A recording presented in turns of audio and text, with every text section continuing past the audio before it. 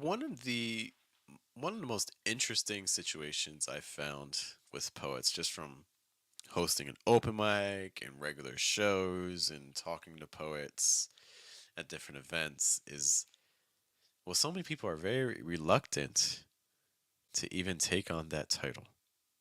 That is, you ask someone, "Hey, have you written a poem?" And the answer may be yes. And then you ask them, "Oh, so are you a poet?" And then the answer is, well, maybe I don't know. Like there's a lot of this like waffling and going on when people try to answer that question. It's really fun to see that when you host open mics and a lot of people who attend open mics. Not everyone, but a fair number of people are people who've written poems before. But just the reluctance of people to take on that title, I find to be very, very fascinating. And so today we're just going to kind of explore some of the reasoning and the thinking behind that. And I'd love to know your own experiences too. Do you identify as a poet? Have you written a poem? What's brought you to the conclusion that you are a poet or that you're not a poet, especially if you find yourself in the camp that you've written a poem before, but you don't consider yourself to be a poet? I would love to know your reasoning. Hello, guys. Good morning, good evening, afternoon. This is the Versus Live. It's just me today. Matthias is out with some family, so hopefully he's having fun. It's also his birthday month, so if you see him, be sure to, say hello and happy birthday to Matthias. But we're going to be exploring these concepts of identity, the other things I want to be talking about with you. I want to be very introspective today. I want to find out your own, not only how you identify as a poet and your reasoning behind that, but also want to know if you had to identify some of your strengths and some of your weaknesses as a poet, what would they be? And you can let us know in the chat, or if you're seeing this on the replay, you can let us know in the comments. So let's speaking of comments. So I posted this on Threads, and the response has been overwhelming to the question about why do people who write poems say that they're not poets. Let's just kind of see what some of the responses have been to this point. And maybe some of these experiences will speak to your experience too. We have the speech professor saying, I was a touring poet for years with 3 self published books and a spoken word album that sold hundreds of copies, yet I still struggle with calling myself one. Does that resonate with you? Are you a person who's written multiple poems, maybe books, maybe collections, maybe videos of yourself out there reading poems, but still struggle to call yourself a poet? Poor Rich just mentions, why is this happening? Well, because the horrors. We got a poem from Altamont 498. A person who's maybe a poet, well, maybe they perhaps don't show it. They live with the curse that their stanzas and verse is a poem, even when they don't know it. And then Bradley Worded, just going right at it, just a great question. Yeah, it's just why are poets so reluctant to take on this title? I want to read through just a couple more comments before we kind of break down our own analysis of it. Something Rich and Strange said, being a poet is a part of identity. It's not a job title. I think for a lot of people to come against taking an identity, there's a lot of internal work occurring. Poetry is the world expressing itself through you. And so there's a lot of struggle happening under that refusal. There's also this element of gatekeeping and trying to avoid kind of hurtful comments. They don't want to claim the term and then have someone be mean to them about it. Okay. I think there's also some people, as Lisa Matsulo Poetry says, some people put the title poet on a pedestal. Some people say that no one should call themselves a poet. Others saying that only certain people can determine if someone's a poet and things like that. How comfortable are you calling other people poets? A couple common refrains I see. In addition, it's hard to say. I see questions about accepting myself. That was from Dana F. Martinez. Um, There's also, someone once told me, this is from the episode official, someone once told me writing poetry made people sound pretentious. Okay. And imposter syndrome. So those are just some of the common refrains that we see. So one of the reasons that I think came up a couple of times in people's comments, both the ones that we saw and other people's was there is this sense that poetry is connected to being pretentious, which when we start with these sorts of adjectives and things like that, I think it speaks to something else. I forget who said the quote, but that there's only two things, there's leverage and there's fear. Everything comes back to two elements, things that bring us fear and things that bring us leverage for situations. And I think that so many of the actions that we do are ultimately decided by fears, and a lot of times these are external fears. So, for instance, seeking validation from other people, fear of how people will view us. I think you see this a lot with issues just related to identity. But and I think you see this a lot also with like things like family dynamics. It's hard when, sorry guys, this is allergy season. If you're battling allergies, let me know. It's hard when you're surrounded by people who view you as your past self and you're trying to make a change to a new self, because it's hard for other people to let go of their perceptions of you. And then that, in some ways, can, I think, cause you to refrain from changing yourself in a way that you may want to. I think that happens a lot. And so when I see, for instance, like these words like pretentious, words like people are going to respond negatively to me. I'm afraid of people being mean to me. I'm afraid of like the gatekeeping that comes on when I see those sorts of comments.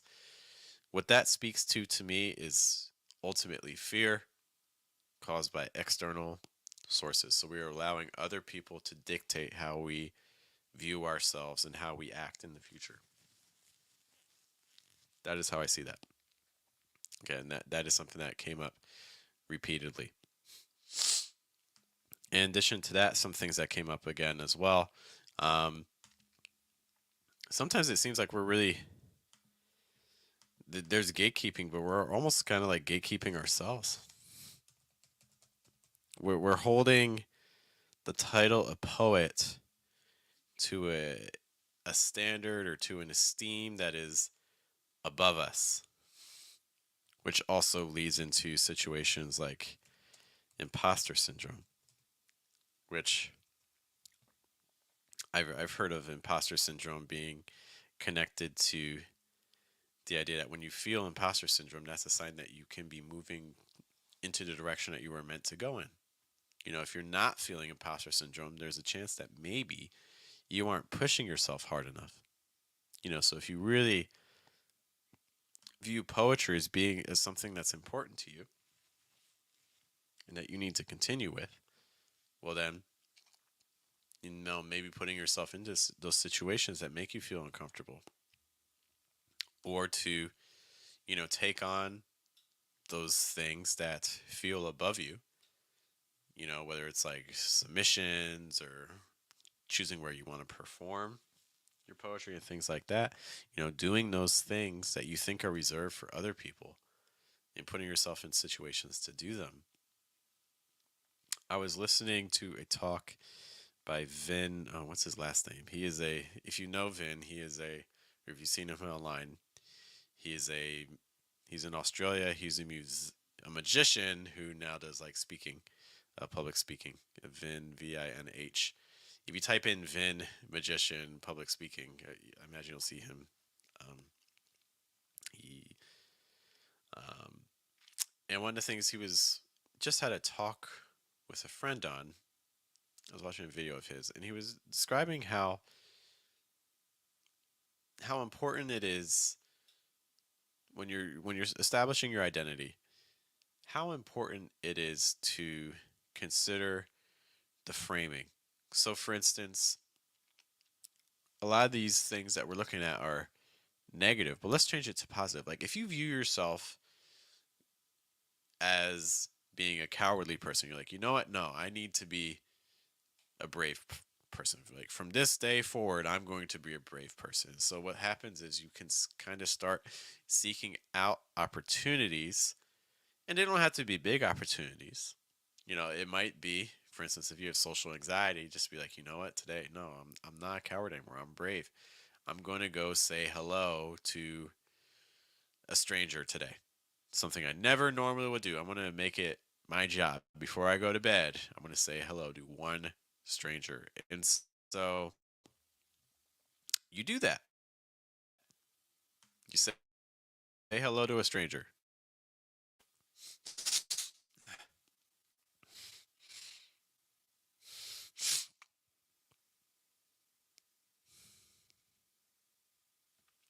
Big spike.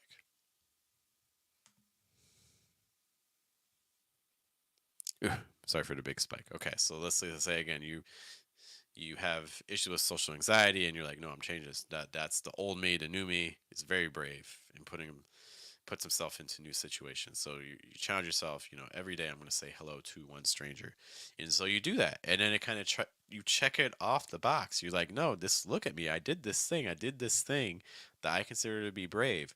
So what happens is, the more you start kind of seeking those sorts of opportunities and the more you do them, you start changing your own self perception. You start not only telling yourself that you're brave, but you actually start kind of checking the boxes. You start giving yourself that proof that, look, I'm a brave person. I do this, this, this. And so you can really kind of start changing how you view yourself on a consistent basis. And I think when it comes to poetry, maybe we view ourselves, no, I'm not a poet. But what if we change that and we're like, no, I am a poet? We can kind of ask ourselves, okay, so if I'm a poet, what is something that a poet would do?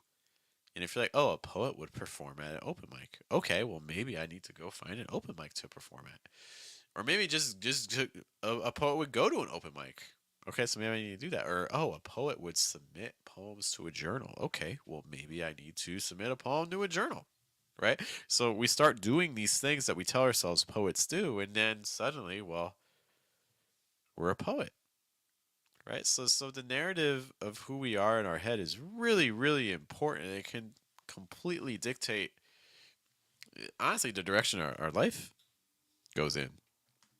And so I think, to speak to again imposter syndrome, we need to be putting ourselves into positions where we feel imposter syndrome. That's in a lot of ways actually fundamental for growth, I think. Some other things that came up again.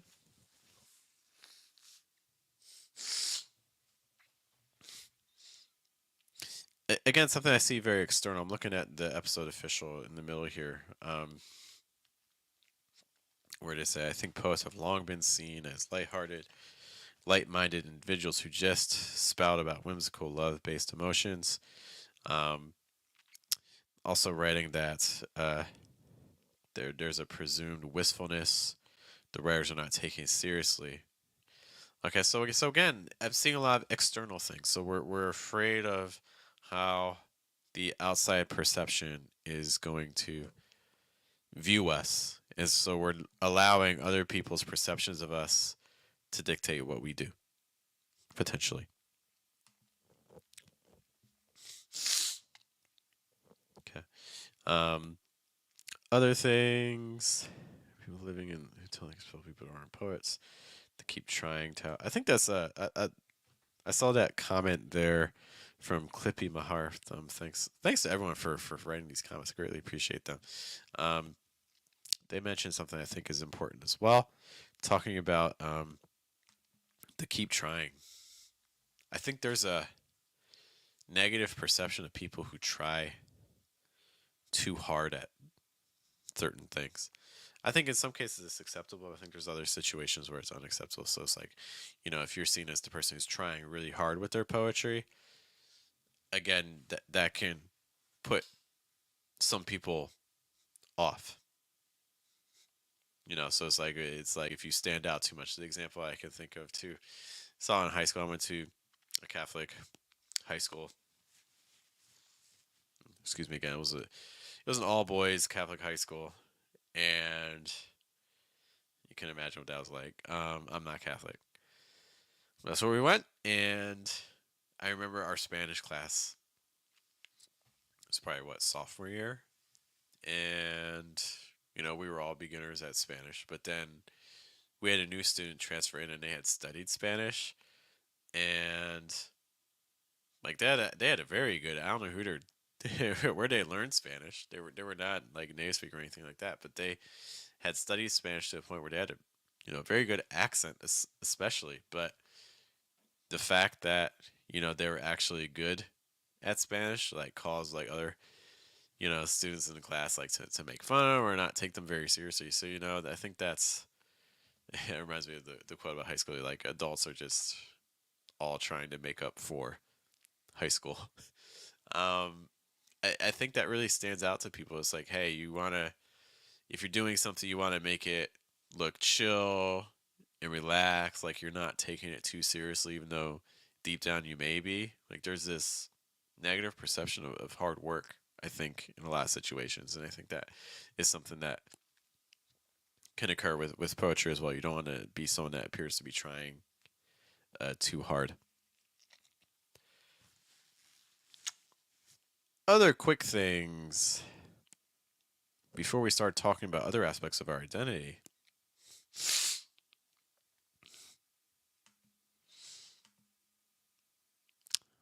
We'll look at one more. All right. So those are some of the big things that came up. And again, if you have other ideas about why you think poets are reluctant to call themselves poets, I saw some of the other kind of like practical comments as well. I forget the names of people being like, just because you dribble a basketball doesn't mean you're a poet. I mean, a basketball player, just because you know how to dribble, or just because you wash dishes doesn't mean you're a dishwasher. But it could, you know, how to dribble a basketball. It could mean that you're a basketball. I think again, this leads into the idea of how do you view yourself? You might wash dishes and not view yourself as a dishwasher, but someone else might wash dishes and view themselves as a dishwasher. So I think again, the stories that we tell ourselves about who we are and what we do, again, play a big role in what we're willing or not willing to identify as. Speaking of identity, a little exercise that I think can be helpful as well is thinking about your strengths and your weaknesses. So, for instance, what are your 3 writing strengths? And I'll walk you through mine, or what I believe mine to be. And you can ask other people for their own perception of yours, what they would be for you, but I think it's a good exercise to do for yourself as well, to kind of just reflect on where you are. Okay, so what are your 3 writing strengths? Personally, I think that for mine, I'd say my ability to create fresh image and metaphor. And I guess paired with that is also connection. We talked about Francine J. Harris's definition of metaphor that I really like. So our goal is to not just compare 2 objects, without like or as. Our goal with metaphors is to compare 2 unlike objects and things like that. And that's something that I believe I have some talent for. I also think I have an ability to use form and craft to elaborate and enhance the meaning of a poem. Okay. I trust in my craft. It's not to say I know every single craft point in existence in terms of how to write a poem. However, I know enough to be like, oh, this is something that can work really well and effectively. This is something that doesn't, you know, if we need to go strict form, fine. If we need to use like free verse, fine. It's all fair game. And if there's a specific device that we need to turn to, we can do that too. I feel very confident in my ability to do that. The third writing point, or third strength with writing, I think originally in college this was a skill I had, but it was somewhat of a weakness, and I'll explain. I think that my ability to do analysis of poems to see what's happening inside of a poem. What's the speaker doing? What's going on with agency? Where's the turn? Where's the stakes? Where's the tension? How is the form amplifying it or being a distraction? So, my ability to analyze is something that I think I do well. My problem is I can't always make the stakes of that analysis clear. That's something I struggled a lot with in college. Writing essays. We pretty much had essay due. Probably like I was an English major. We probably had 2 essays due a week most times. Um, and so I felt like I was good at making connections, things like that, but not necessarily demonstrating why those connections were significant. I think that's something I'm better at now. Um, but anyways, the general analysis of things like that, I think I'm talented at. So, what are your 3? If you had to give 3 writing strengths, and in fact, that's what, well, not this point. This point was okay. So, Mike of Legend, for the question was number 2. What are your 3 writing strengths, and then what are your weaknesses or things that you want to target? They want to work on their frequency, how often they're writing, and their formatting. Cactus Fairy 95, thanks for writing. They say that their strengths are laziness. Okay, I like using laziness as a strength. There's this idea of, I saw this with Chris Doe, this idea that you want to find like your 2-word. I mean, he uses the word like brand, like a 2-word brand, but kind of like your 2-word, almost like identifier or something like that. And you want it to incorporate something negative, but turn it into like a positive. So, for instance, in the case of Christo, he uses like a loud introvert, okay, because he puts himself in situations, to present and share his ideas, but in general, he's a more introverted person. And introverted oftentimes can acquire something of a negative reputation. Um, so I kind of see some elements of that here with the laziness. My strength is my laziness. And they say that it helps them build character and perspective. Okay. In terms of areas they want to work on, they want to work on their vocab and add more levels of meaning. And they feel like they're censored themselves. Okay. I appreciate that. And again, Mike of Legend saying they want to work on their frequency and also their formatting. So things that I personally feel like I struggle with. I feel like I have a hard time with doing like hardcore sorts of like experimental work where like I want to rephrase. So my first weakness, I think I struggle with experimental, pure lyric poetry. I think in general my poems tend to incorporate more narrative elements, and I get very uncomfortable writing poems that lean in more into the experimental, where there is also no kind of strong narrative thread.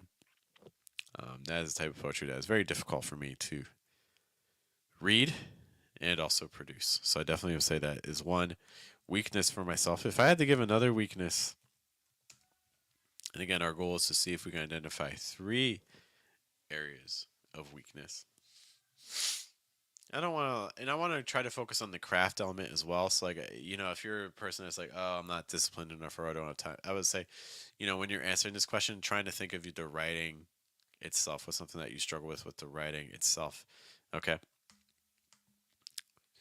Joshua's in the house. Great to see you. Experimental. So, for instance, I don't know, Joshua, if you've ever subscribed to like Poetry Mag.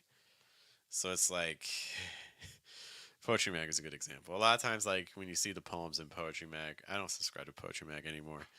Maybe it's changed, but a lot of times they bring in like big name poets, but the big name poets a lot of times what they're doing in Poetry Mag is submitting the pieces that maybe they wouldn't put elsewhere, the pieces that because they're commissioned a lot of times like they can kind of just do, I don't want to say they do whatever, but the really crazy line breaks, the word choice and vocabulary tends to be like super academic. Um, the the grammar and the syntax may not necessarily be logical because again it's lyrics, so you're not bound by those things. You're just kind of going off emotion. It's kind of like looking at like almost like modern art in a lot of ways where the goal is, what's the emotion that it inspires. It's not necessarily the logical connective tissue. That's the focus. That's what I mean by experimental. Hopefully that makes sense.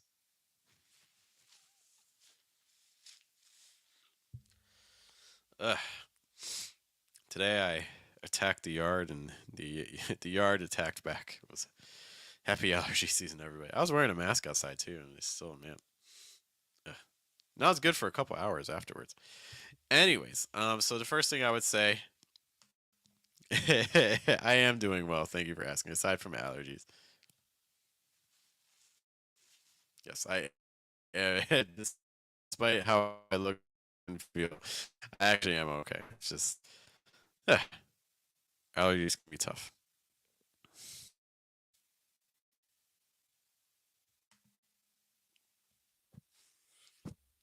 Sorry about the lag spike. Yes, I am good though. Hope you're good as well, Roses. Allergies aside, we are good. Um, so that was my first one. I struggle with experimental, pure lyric. I would love to know your own weaknesses. Roses, this is also for you too. I would love to know what are your three strengths as a writer, your three weaknesses as a writer. I would really try to keep it about writing things, not just like, oh, I didn't write enough or something like that. Another thing that I feel like I struggle with in terms of writing, I'm constantly, and maybe I've just been traumatized ever since I like attended Calu, but I really have to fight to try to answer the question of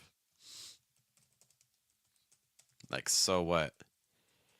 Who cares? These are probably the two most important questions when it comes to writing because this determines everything. This determines the significance of a piece. I'm constantly asking myself, so what? What's at stake? Why is this important? Who cares about this? Constantly asking myself these questions, and I think they're hard questions to answer on your own. Sometimes these can be good things to talk through with someone else when you're writing a poem because it's hard to, the brain has its blind spots and wants to protect itself, and as you go deeper into poems, your brain may stop you from reaching the revelations that it really wants to achieve. So we have to be careful of that. So I'll put that as my second one. And then lastly, a final weakness with relation to writing.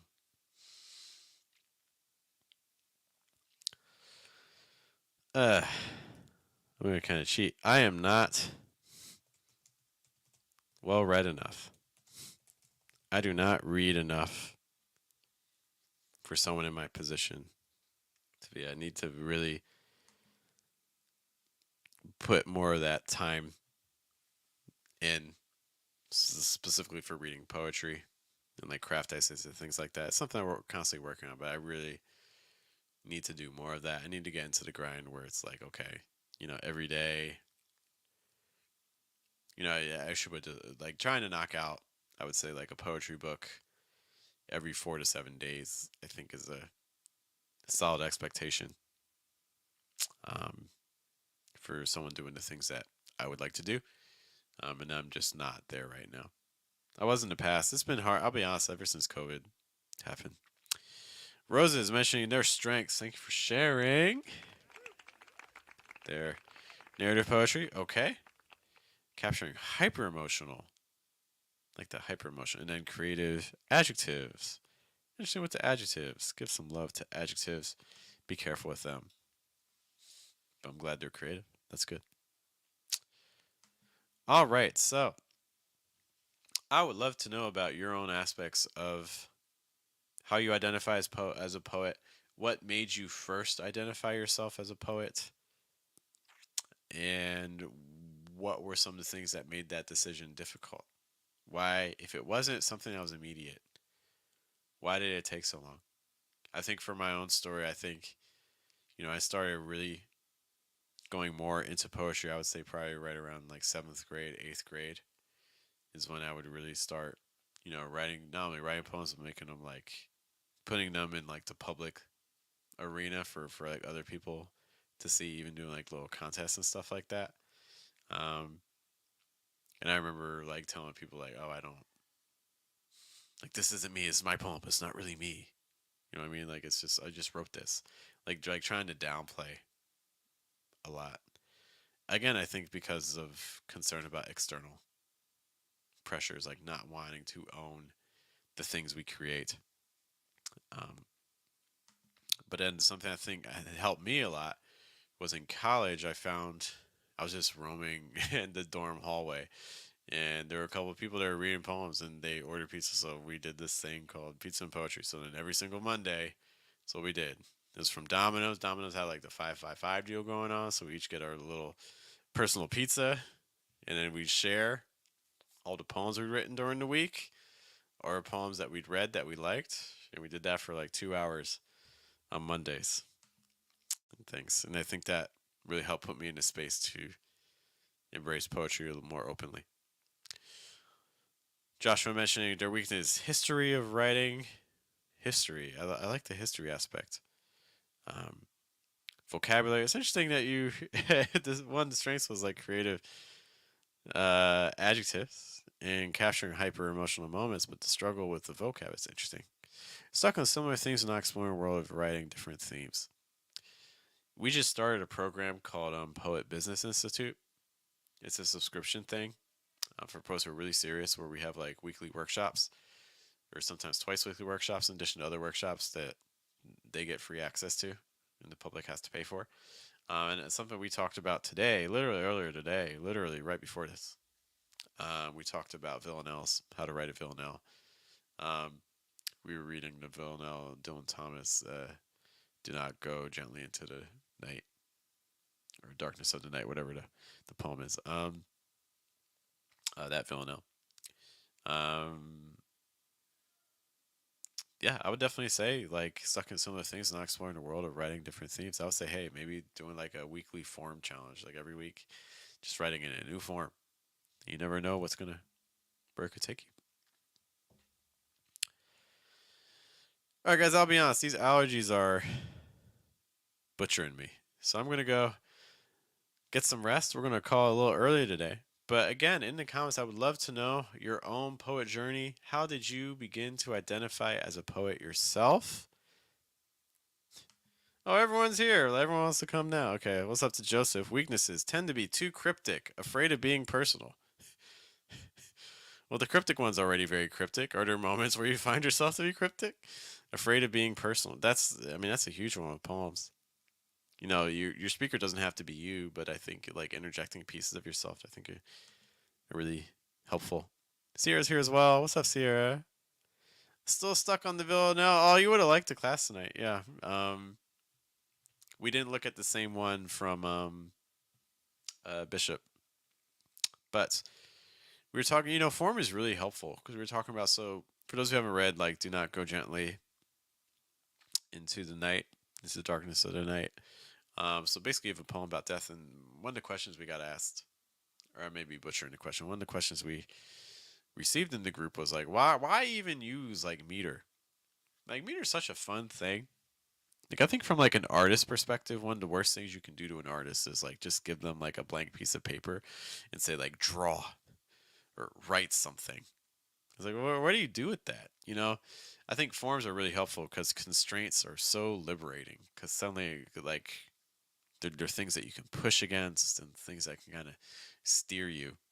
And so for those who haven't read the Villanelle or those who haven't written a Villanelle, I would encourage you to try one. In case you haven't heard of it before, it looks like, in terms of the spelling, this is the spelling that you're going to be looking for. And so,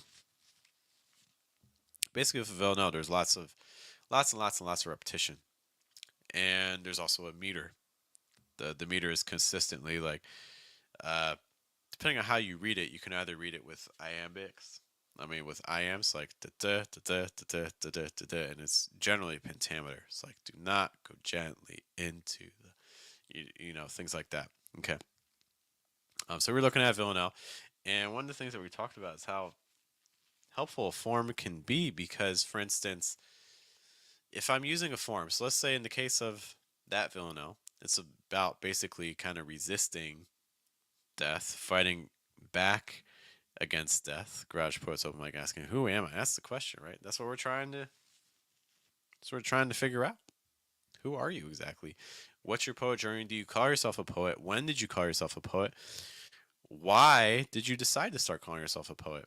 And was it easy or was it reluctant? Garage Poets Open Mic, you have an open mic, so you've probably seen it. Sierra, I know you've been to my open mic, so you've probably seen it too. Um, where you ask the people in the audience, like, "Hey, are you a poet?" And everyone's just like dodgy, right? Everyone's like, "Ah, well, maybe." And slow to do it. Anyways, going back to the form, so like form is really fun because I don't think you want to do form just to do form, but you can use form to reinforce the meaning. So, for instance, if I'm writing a poem about death and I'm using a villanelle, one of the things I can do is maybe at the beginning of the poem, I can be really firm with the meter, follow it really strictly. Like, do not go gently into the night, like things like that. I go real firm. But then as the poem goes on and as the speaker maybe gets like weaker and weaker, and this doesn't happen in the real poem, but just kind of something to consider.